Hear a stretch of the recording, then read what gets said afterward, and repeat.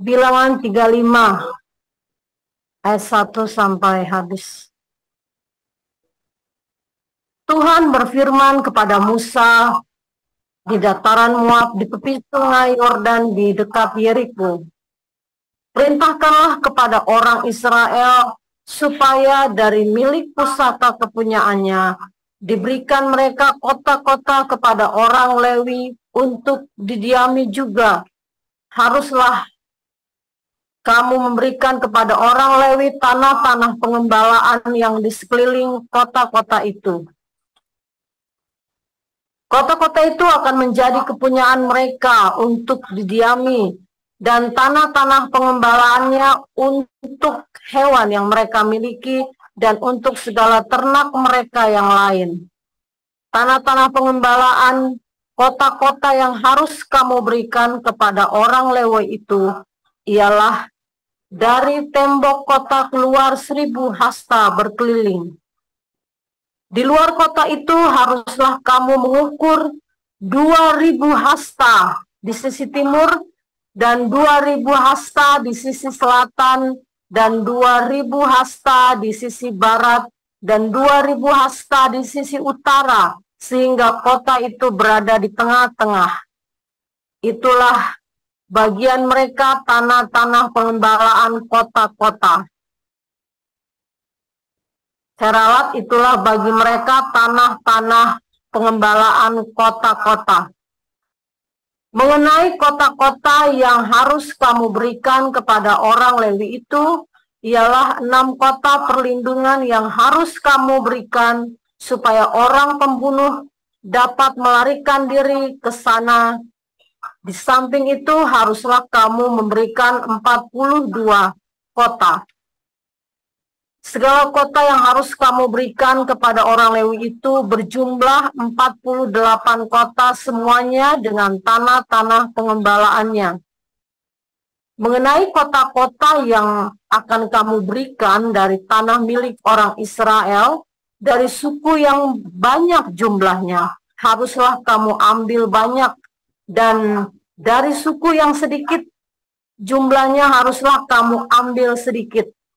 Setiap suku harus memberikan dari kota-kotanya kepada orang Lewi sekadar milik pusaka yang dibagikan kepadanya. Tuhan berfirman kepada Musa, berbicaralah kepada orang Israel dan katakanlah kepada mereka, apabila kamu menyeberangi sungai Yordan ke tanah Kanaan, maka haruslah kamu memilih beberapa kota yang menjadi kota-kota perlindungan bagimu, supaya orang pembunuh yang telah membunuh seseorang dengan tidak sengaja dapat melarikan diri ke sana. Kota-kota itu akan menjadi tempat perlindungan bagimu terhadap penuntut balas, supaya pembunuh jangan mati sebelum ia dihadapkan kepada rapat umat untuk diadili. Dan kota-kota yang kamu tentukan itu haruslah 6 buah kota perlindungan bagimu. 3 kota harus kamu tentukan di seberang sungai Yordan sini, dan 3 kota harus kamu tentukan di tanah Kanaan, semuanya kota-kota perlindungan. Ke-6 kota itu haruslah menjadi tempat perlindungan bagi orang Israel dan bagi orang asing dan pendatang di tengah-tengahmu, supaya setiap orang yang telah membunuh seseorang dengan tidak sengaja dapat melarikan diri ke sana. Tetapi jika ia membunuh orang itu dengan benda besi sehingga orang itu mati, maka ia seorang pembunuh. Pastilah pembunuh itu dibunuh. Dan jika ia membunuh orang itu dengan batu di tangan yang mungkin menyebabkan matinya seseorang, sehingga orang itu mati, maka ia seorang pembunuh. Pastilah pembunuh itu dibunuh.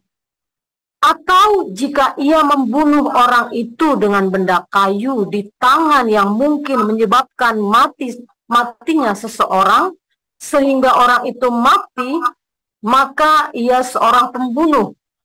pastilah pembunuh itu dibunuh. Penuntut darahlah yang harus membunuh pembunuh itu. Pada waktu bertemu dengan dia, ia harus membunuh dia.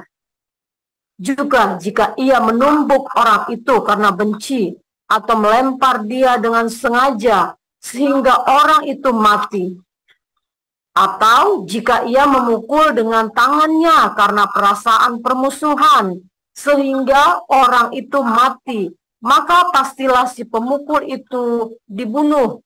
Ia seorang pembunuh, penuntut darah, haruslah membunuh pembunuh itu saya ulang, penuntut darah harus membunuh pembunuh itu pada waktu bertemu dengan dia.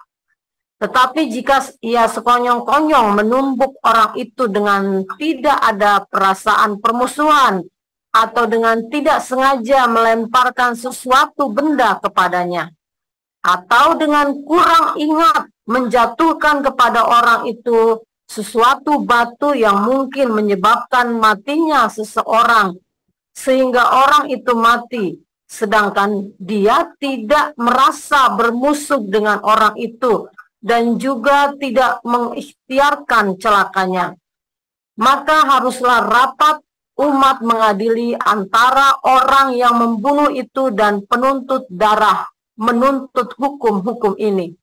Dan haruslah rapat umum membebaskan pembunuh dari tangan penuntut darah, dan haruslah rapat umat mengembalikan dia ke kota perlindungan, ke tempat ia telah melarikan diri. Disitulah ia harus tinggal sampai matinya imam besar yang telah diurapi dengan minyak yang kudus.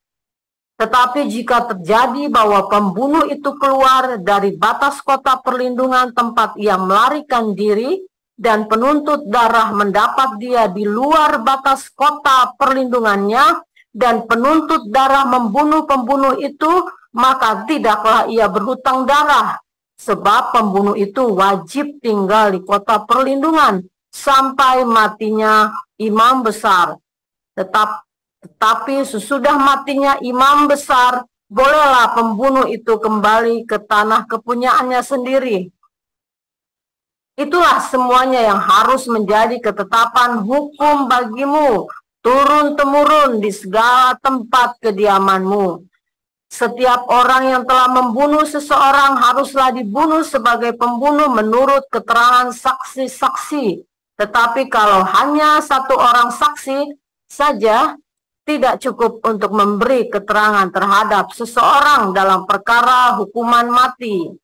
Janganlah kamu menerima uang tebusan karena nyawa seorang pembunuh yang kesalahannya setimpal dengan hukuman mati, tapi pastilah ia dibunuh. Juga janganlah kamu menerima uang tebusan karena seseorang yang telah melarikan diri ke kota perlindungannya, supaya ia boleh kembali untuk diam di tanahnya sebelum matinya imam besar. Jadi janganlah kamu mencemarkan negeri tempat tinggalmu, sebab darah itulah yang mencemarkan negeri itu. Maka bagi negeri itu tidak dapat diadakan pendamaian oleh karena darah yang tertumpah di sana, kecuali dengan darah orang yang telah menumpahkannya. Maka janganlah najiskan negeri tempat kedudukanmu yang di tengah-tengahnya. Aku diam, sebab aku Tuhan diam di tengah-tengah orang Israel. Dilanjutkan. Silakan Pak Kasenus Dino. Matius 28 ayat 1. Setelah hari Sabat lewat menjelang menyingsingnya fajar pada hari pertama minggu itu, pergilah Maria Magdalena dan Maria yang lain menengok kubur itu. Maka terjadilah gempa bumi yang hebat, sebab seorang malaikat Tuhan turun dari langit dan datang ke batu itu dan menggulingkannya lalu duduk di atasnya. Wajahnya bagaikan kilat dan pakaiannya putih bagaikan salju. Dan penjaga-penjaga itu gentar ketakutan dan menjadi seperti orang-orang mati. Akan tetapi malaikat itu berkata kepada perempuan-perempuan itu, Janganlah kamu takut, sebab aku tahu kamu mencari Yesus yang disalibkan itu. Ia tidak ada di sini, sebab ia telah bangkit sama seperti yang telah dikatakannya dikatakannya. Mari, lihatlah tempat ia berbaring. Dan segeralah pergi dan katakanlah kepada murid-muridnya bahwa ia telah bangkit dari antara orang mati. Ia mendahului kamu ke Galilea. Di sana kamu akan melihat dia. Sesungguhnya aku telah mengatakannya kepadamu. Mereka segera pergi dari kubur itu dengan takut dan dengan sukacita yang besar, dan berlari cepat-cepat untuk memberitahukannya kepada murid-murid Yesus. Tiba-tiba Yesus berjumpa dengan mereka dan berkata, "Salam bagimu." Mereka mendekatinya dan memeluk kakinya serta menyembahnya. Maka kata Yesus kepada mereka, "Jangan takut. Pergi dan katakanlah kepada saudara-saudaraku supaya mereka pergi ke Galilea, dan di sanalah mereka akan melihat aku." Ketika mereka di tengah jalan, datanglah beberapa orang dari penjaga itu ke kota dan memberitahukan segala yang terjadi itu kepada imam-imam kepala. Dan sesudah berunding dengan tua-tua, mereka mengambil keputusan lalu memberikan sejumlah besar uang kepada serdadu-serdadu itu dan berkata, "Kamu harus mengatakan bahwa murid-muridnya datang malam-malam dan mencurinya ketika kamu sedang tidur. Dan apabila hal ini kedengaran oleh wali negeri, kami akan berbicara dengan dia, sehingga kamu tidak beroleh kesulitan apa-apa." Mereka menerima uang itu dan berbuat seperti yang dipesankan kepada mereka. Dan cerita ini tersiar di antara orang Yahudi sampai sekarang ini.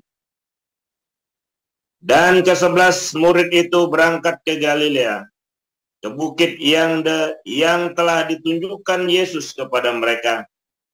Ketika melihat dia, mereka menyembahnya, tetapi beberapa orang ragu-ragu. Yesus mendekati mereka dan berkata, "Kepadaku telah diberikan segala kuasa di sorga dan di bumi. Karena itu pergilah, jadikanlah semua bangsa muridku, dan baptislah mereka dalam nama Bapa dan Anak dan Roh Kudus. Dan ajarlah mereka melakukan segala sesuatu yang telah kuperintahkan kepadamu. Dan ketahuilah, aku menyertai kamu senantiasa sampai kepada akhir zaman." Sekian, Pak. Ya, amin untuk firman Tuhan. Terima kasih para lektor. Selanjutnya kita akan dengar renungan firman Tuhan hari ini dan tema diat uang suap. Silahkan Pastor Paul.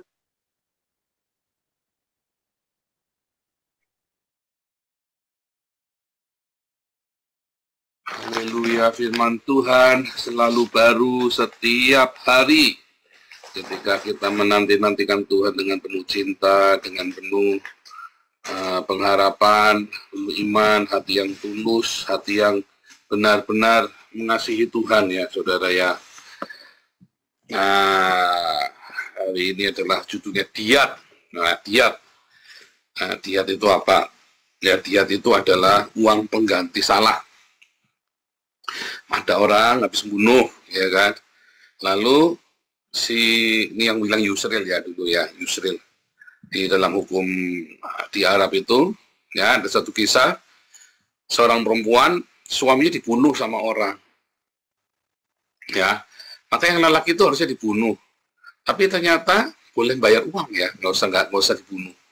Kemudian kalau dibunuh nanti gimana? Saya nafkahi anak saya siapa? Ya sudah, dia biar jadi suami saya. Ini adalah sebuah hukum yang konyol ya saudara ya. Sekarang kalau misalnya orang itu sekongkol dengan perempuan ini untuk membunuh suaminya kan bisa. Kadang-kadang cerita itu memang nggak masuk akal ya. Tapi ini yang ngomong Profesor Yusril ya, seorang ahli hukum. Bahwa pernah kejadian di Arab begitu ya. Jadi orang yang bunuh itu akhirnya menjadi suami dari istri yang dibunuhnya. Ya. Konyol sekali, tapi itu ya itu memang bisa begitu. Tapi kalau tadi kita membaca di Alkitab bilangan 35, nggak bisa. Dan kamu tidak boleh terima uang. Sebab yang menerima keadilan itu bukan yang masih hidup, tapi yang mati itu loh, saudara. Ya, itulah keadilannya. Jadi kamu tidak bisa bayar. Dan kalau dia membunuhnya tidak sengaja, dia harus pergi ke kota perlindungan, dan tidak boleh seorang pun menerima uang, ya, supaya si pembunuh ini, yang bersalah ini kembali ke tempat asalnya sebelum imam besar itu mati. Kalau imam besar itu udah mati, boleh tanpa bayar pun orang ini udah otomatis. Nah, kalau imam besarnya umurnya sampai lama sekali, ya berarti dia nunggu di situ, dia nggak boleh pulang. Artinya terusir dari tanah leluhurnya dia, ya. Itu hukum ya, dan kamu tidak boleh, tidak ada uang pengganti. Dulu hari Minggu pernah saya ajarkan tentang bedanya hukum Hammurabi dengan Urnamu. Sorry ya, hari Minggu ya kalau nggak salah ya, bedanya Urnamu dengan Hammurabi. Hammurabi itu mata ganti mata, gigi ganti gigi, darah ganti darah. Tapi kalau Urnamu kamu boleh bayar ya untuk mengganti itu, menggantikan mata ganti mata itu. Nah, itu yang dipakai oleh Islam, hukum diat itu ya. Nah, dalam Kristen itu nggak boleh. Nah, kalau kita membaca, ternyata tradisi menerima uang suap ini, diat itu uang suap sebenarnya ya. Sebenarnya renung ya, diat itu adalah uang suap, uang untuk mengganti keadilan. Jadi dengan uang, maka keadilan itu bisa dibeli. Makanya di semua negara-negara dengan basis Islam, keadilan itu kamu bisa dibeli dengan uang, bisa bayar. Tapi kalau kamu pergi ke negara berbasis Kristen, kamu tidak bisa membeli keadilan. Tidak akan bisa. Karena bagi beberapa orang Islam, bahwa uang keadilan itu ada nilainya, ada harganya. Ya, ada rupiahnya, ada value-nya. Tetapi bagi ajaran Kristen dan ajaran Yahudi, keadilan itu adalah keadilan. Kamu tidak bisa menilai keadilan itu dengan uang ganti rugi itu nggak bisa. Kecuali yang dirusak adalah materi, maka diganti materi. Tapi kalau yang dirusak adalah nyawa atau sesuatu yang tidak dinilai dengan uang, maka kamu tidak bisa menggantinya dengan sesuatu yang nilainya bukan uang. Ya, ajaib ya. Itulah perbedaan hukum. Nah, itu bukan bahasan kita untuk pagi hari ini, tapi saya lagi cerita. Ya, ternyata uang pengganti keadilan itu adalah suap.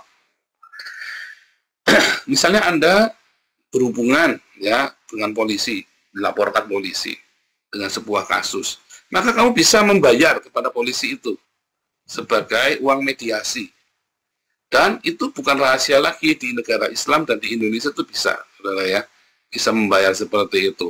Tetapi di dalam kekristenan enggak, itu namanya uang suap. Dan banyak hal lain ya, termasuk kebenaran, dan beberapa buku ilmiah ya yang ditulis oleh orang-orang Islam, ternyata itu hasil uang suap. Jadi si ilmuwan ini dibayar oleh Raja Saudi, itu pernah dibongkar sama Hasanuddin Abdurrahman itu ya, bahwa ternyata Profesor Maurits itu dibayar oleh Raja Salman untuk membuat sebuah buku sains di dalam Alkitab, di dalam Al-Quran. Wah, betapa hebatnya Al-Quran, dipuji-puji, ada sainsnya ya. Ternyata si Profesor Maurits ini ya dia dibayar sama Raja Saudi untuk membuat buku itu, dan Profesor Maurits sendiri sampai hari ini bukan Islam. Dia tidak memeluk agama Islam. Ya, itu luar biasa ya, betapa berkuasanya uang itu ya. Betapa berkuasanya uang itu sehingga bisa membeli keadilan dan bisa menempatkan dirinya sebagai Tuhan. Menempatkan dirinya sebagai Tuhan yang akan memperbudak hidupmu. Jadi ketika kamu berpikir segala sesuatu dengan nilai uang, ya, maka kamu secara kamu tidak sadar, ya, yang menjadi Tuhanmu itu adalah uang, ya. Tuhanmu adalah uang. Kalau Anda berpikir untuk bisa sekolah kamu perlu uang, maka Tuhanmu itu uang. Kalau kamu berpikir untuk bisa sembuh itu kamu perlu uang, ya, buat ke dokter dan segala kamu kan bayar kan? Nah, berarti Tuhanmu itu uang. Kalau kamu berpikir supaya kamu dihargai oleh istrimu, oleh keluargamu, oleh sanak familimu, kalau kamu punya uang, maka Tuhanmu itu uang, saudara. Tanpa kamu sadari. Kalau kamu berpikir ya dengan uang, ya, kalau aku asal punya uang, pasti akan memecahkan masalah, apapun masalahmu. maka Tuhanmu itu sebenarnya uang. Dan tanpa sadar, kita orang Kristen begitu. Sampai suatu hari, saya juga terjebak, jadi bukan cuma Anda, saya juga sama ya. Kalaupun mungkin Anda enggak, ya bohong sebenarnya, kita semua pernah terjebak di sana. Nggak mungkin tidak, kita semua pernah. Ya, kita semua, karena itu lumrah. Itu hal yang lumrah, tetapi Tuhan Yesus sudah mengajarkan kepada kita. Kamu tidak bisa mengabdi kepada dua Tuhan, kepada Mamon dan kepada Allah, kepada Yesus Kristus kita yang jadi satu-satunya Tuhan kita. Jadi harusnya bagaimana dong? Ya, tadi kita baca di dalam Matius 28 bahwa prajurit-prajurit itu untuk mengatakan memutarbalikkan kebenaran dibayar dengan uang. Yudas untuk bisa menjual, mengkhianati Yesus dibayar dengan uang. Ada banyak sekali ya, Demas cinta dengan duniawi ini, dengan dunia, dengan materi, dengan uang.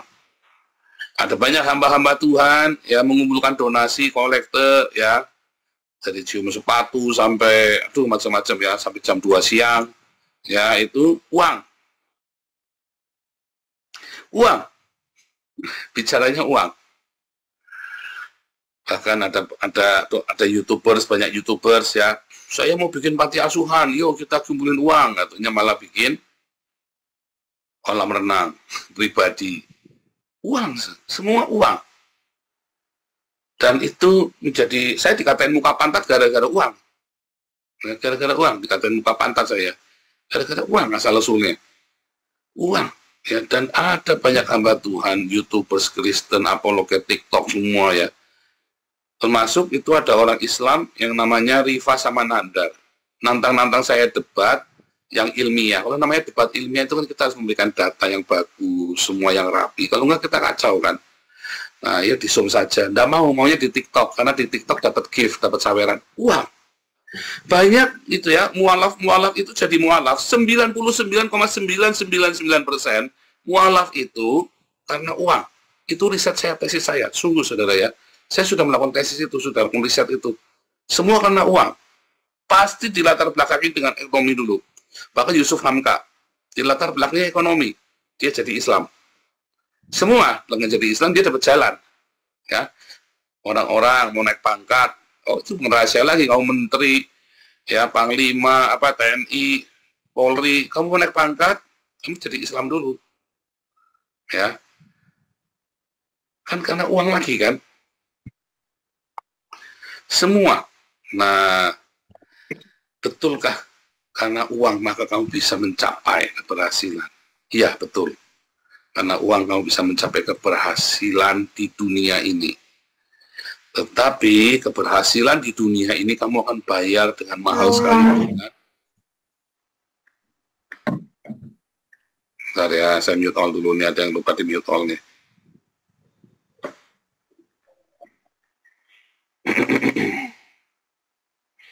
Oke, sudah saya mute all ya.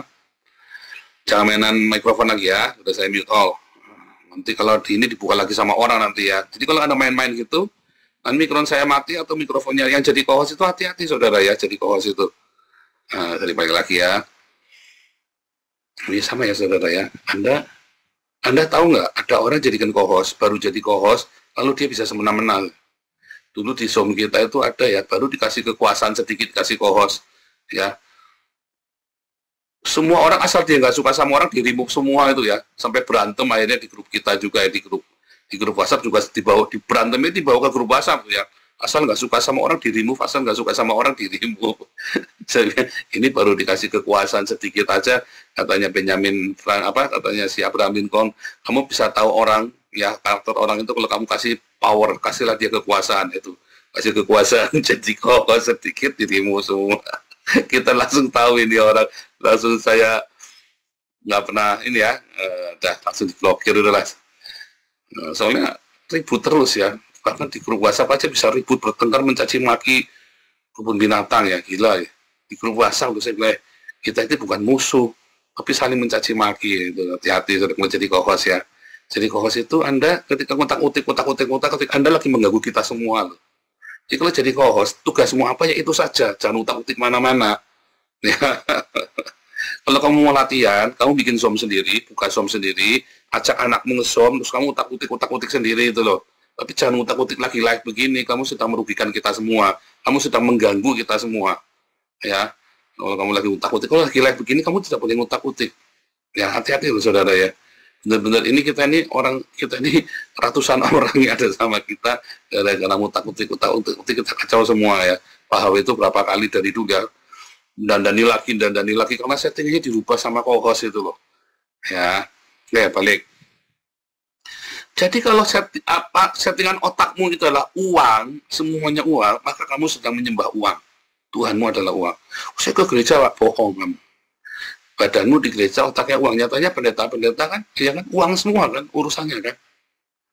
Duit semua urusannya, ya kan. Kalau yang uangnya banyak, kalau yang sumbalnya banyak, kamu kan diperlakukan dengan baik, saudara. VIP, saudara. Sempat ada orang menuduh saya, ya, karena dia ada uangnya, maka saya melakukan dia dengan baik. Oh enggak, saudara ya. Saya orang yang tidak urusan dengan orang nyumbang banyak atau sedikit. Serius, saudara ya. Mau nyumbang banyak, mau nyumbang sedikit, ngantri. Beneran ya. Dan situ saya lakukan ya. Kalau saya bilang enggak, mau kamu nyumbang banyak, nyumbang sedikit, saya nggak urusan. Mau kamu saya ngasih uang, mau saya enggak urusan. Serius, saudara. Serius. Banyak orang salah sangka ya. Langsung, oh ini kan karena uang. Oh enggak. Karena dia ada uang, enggak. Ya sempat kira kan di grup pengurus kan, dia pikir saya, padahal kamu tidak punya uang pun, saya permisif loh. Saya nunggu. Ya, tetapi itulah fitnahan ya. Lalu ada yang menuduh saya macam-macam ya. Semua tuduhan-tuduhan kepada saya pun tuduhan uang. Ya, yang padahal saya tidak mendapatkan keuntungan apa-apa dari yayasan tersebut. Ya. Serius saudara, dibanding dengan effort yang kita upayakan untuk uang yang kita kumpulkan, ya, lalu ada orang yang berdonasi kepada saya secara pribadi, itu nggak seberapa. Serius, kalau saya minta 10% setiap bulan dari yayasan, itu kan hak saya kan, kalau saya seorang pendeta gereja Pentakosta karismatik penganut perpuluhan, saya minta 10%, seperti YouTuber kan, apologet kalau ngumpulin dana kan selalu minta 10%. Ya, alasannya buat ini, buat itu kan. Satu-satunya, enggak cuma saya, serius saudara, satu-satunya yang tidak pernah minta persenan dari hasil pengumpulan donasi di YouTube itu cuma saya. Itu pun saya masih difitnah loh. Ya, karena mereka berpikir saya ini seperti mereka, dan tidak mungkin saya tidak seperti mereka. Itu ya jahatnya orang, kenapa? Uang. Jahatnya ya, karena uang gitu loh. Maka dari itu saudara ya, selama kamu otaknya masih begitu, kamu tidak akan mengalami terobosan dalam hidupmu, kamu tidak akan mengalami hal-hal yang ajaib dalam hidupmu, karena kamu otaknya uang. Saya berkali-kali berkata, untuk sekolah itu tidak perlu uang, yang sekolah itu kamu perlu mujizat dari Tuhan. Ya, Pak Stephen itu ketua kita ya, mau nyekolahkan anak di London 1 miliar sudah setahun. Ya beliau mah orang kaya ya, pengusaha. Oh ya, saya juga pernah dituduh ya, saya terima uang dari Pak Stephen sehingga saya kompromi dengan Pak Stephen. Oh tidak saudara ya, saya pernah dituduh ya, Pak mau terima uang berapa sih dari Pak Stephen? Saya pernah dituduh itu, kurang asem ini orangnya. Saya bilang, kamu jangan berpikir saya bisa dibeli loh. Hati-hati ya saudara ya. Waktu dia nuduh saya itu, Pak Stephen belum pernah kasih uang saya serupiah pun. Ya pernah. Kemudian setelah beberapa tahun kemudian, Pak Stephen pernah kasih saya uang. Ya. Ada sesuatu, ini Pak, untuk proyeknya Pak Paul, ya khusus itu ya. Tapi sebelumnya Pak Stephen tidak pernah kasih uang. Waktu orang ini nuduh saya, Pak Stephen itu tidak pernah kasih uang serupiah pun, saudara. Serius, saudara. Ya, bahkan ketua Damaris yang lama, Pak Charles, pernah kirim saya uang, karena dia lagi ada masalah, lagi difitnah banyak orang, saya bilang, Pak Charles jangan kirim saya uang ya. Nggak boleh. Serius, saudara. Uang itu sangat mengerikan sekali ya, di dalam komunitas. Makanya ya selama di Belanda, saya tinggal di Belanda, saya tidak pernah minta uang kepada siapapun. Itu bahaya sekali ya. Dan Tuhan peliharakan saya. Pak Stephen itu mau kirim anaknya itu ya 1 miliar setahun ya buat sekolah di Belanda, di Inggris. Anak saya 2 sekolah di Belanda, saya tidak perlu uang serupiah pun. Nah itu kan mujizat, ya kan? Itu kan keajaiban. Saya nggak perlu khawatir besok anak saya bulan depan bayar sekolahnya gimana, wah pusing, ya kan? nggak perlu beasiswa dari Anda untuk anak saya sekolah. Karena anak saya pasti sudah dibayari sama pemerintah. Yang perlu dilakukan, saya memotivasi anak saya supaya sekolahnya tepat waktu. Sebab kalau nggak tepat waktu, saya kudu bayar. Nah, itu loh. Jadi, tidak semua itu karena uang. Apakah orang sakit butuh uang? Enggak, saudara. Butuh gimana? Enggak butuh uang. Yang dibutuhkan kan kesembuhan. Untuk sembuh itu kan tidak ada uang. Bahkan kau punya uang aja seringkali nggak sembuh, kan? Seringkali, ya, orang sakit, uangnya habis banyak-banyak. Tuhan lagi ajari apa kalian. Lihat, dengan uang yang banyak aja nggak sembuh. Tetapi ada banyak sekali ketika kamu lagi sakit, kamu datang sama Tuhan Yesus. Tuhan, ampuni aku, Tuhan. Terus kamu bernazar sama Tuhan. Tuhan, kalau aku sembuh, aku akan seperti ini. Bernazar sama Tuhan. Tuhan, kalau aku sembuh, maka separuh penghasilanku aku serahkan buat Tuhan. Toh sama saja, kamu pun berobat habis-habisan, malah miskin, belum tentu sembuh. Kenapa kamu tidak bernazar, Tuhan, kalau aku sembuh? Separuh hartaku tak serahkan buat kamaris, Tuhan, buat kasih makan orang, sama, ya kan, buat kasih orang makan, sama beasiswa anak sekolah. Kenapa Anda nggak berpikir seperti itu, coba? Tuhan, kalau aku sembuh, aku akan melayani Tuhan sepenuh waktu. Aku nggak kerja sekuler lagi. Misalnya, dan banyak sekali ya. Ada banyak sekali ya kejadian-kejadian yang kamu tidak perlu uang. Kamu hanya perlu ngomong sama Tuhan, janjian sama Tuhan. Tuhan lagi ajari kamu bahwa uangmu itu tidak berguna. Termasuk saya. Ya. Pelayanan yang kita lakukan, sekali kita penginjilan, ya di Denmark itu 400 euro. Saya tidak pernah nodong orang, saudara. Tapi saya kasih tahu, kita butuh pelayanan ya. Yang mau nabur silakan. Tapi saya nggak pernah nodong orang. Tolong dong nyumbang. Wah, itu haram jadah ya. Apalagi itu kalau buat saya pribadi.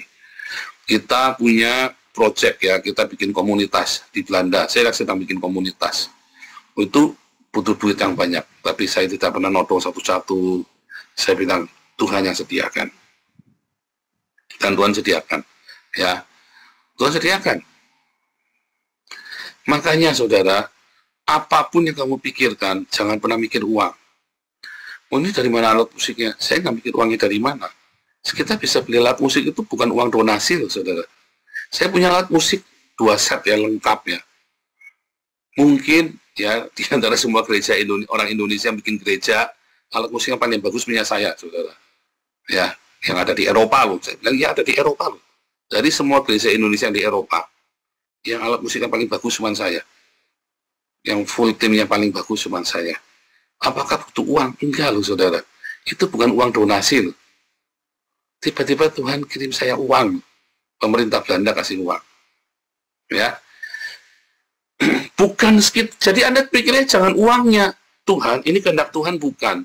Waktu saya mau bikin gitu ya, kita ngerekam buat koinonia kita, Tuhan butuh alat musik bagus, ini kita capek nih ngerekam tiap malam 3 jam, 4 jam. Sekarang kita punya alat buat ngerekam gampang.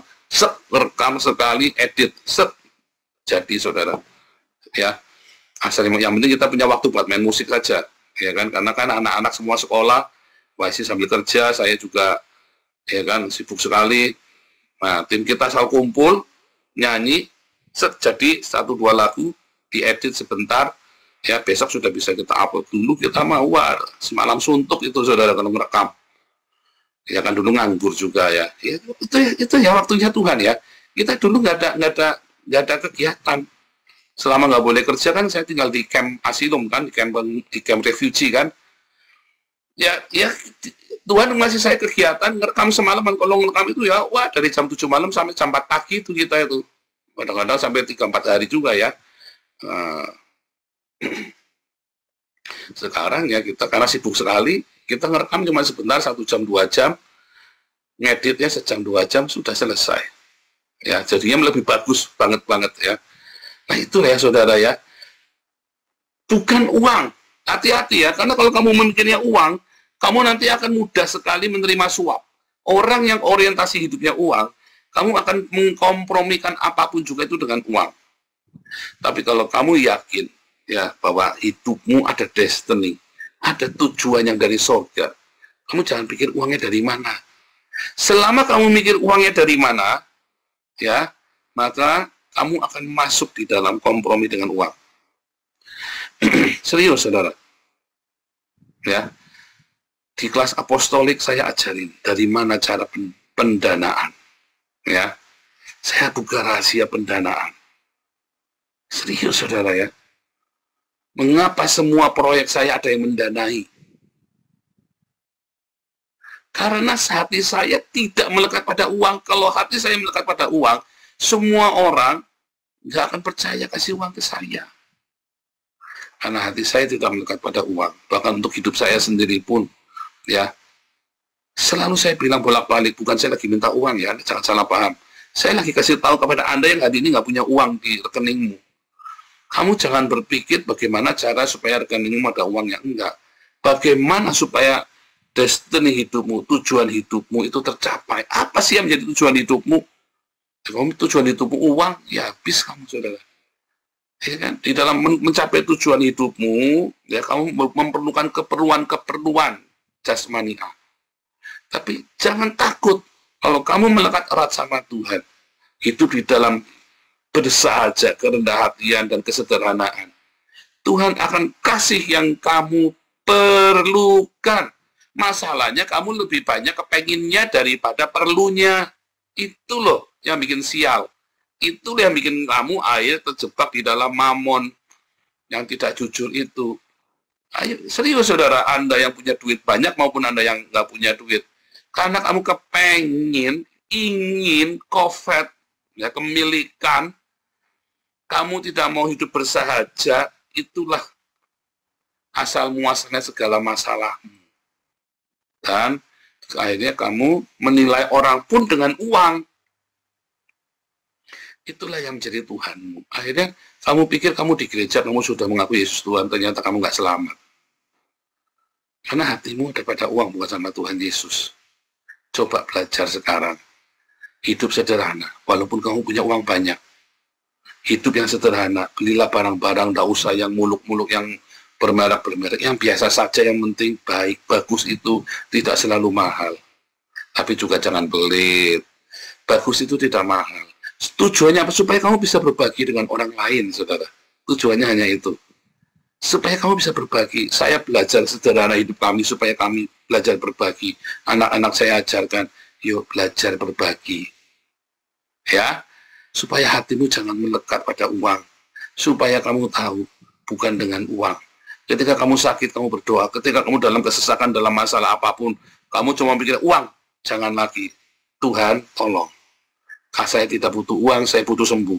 Tuhan, saya tidak butuh uang, saya butuh saya lulus. Saya tidak butuh uang, saya butuh saya menang perkara ini. Saya tidak butuh uang, yang penting saya. Dan sebagainya. Tuhan, kalau saya sembuh. Tuhan, kalau saya lepas dari masalah ini, saya akan berikan uang saya kepada Tuhan. Iya dong. Mereka sembuh, saudara. Dan kalau kamu terbiasa melakukan itu, Tuhanmu adalah Yesus. Uang itu hanya enggak masuk dalam hitungan, saudara. Ada uangnya enggak apa-apa, enggak ada uangnya enggak apa-apa. Anda tahu nggak saya punya uang, enggak punya uang, enggak pernah tahu, ganteng terus, saudara ya. Haleluya.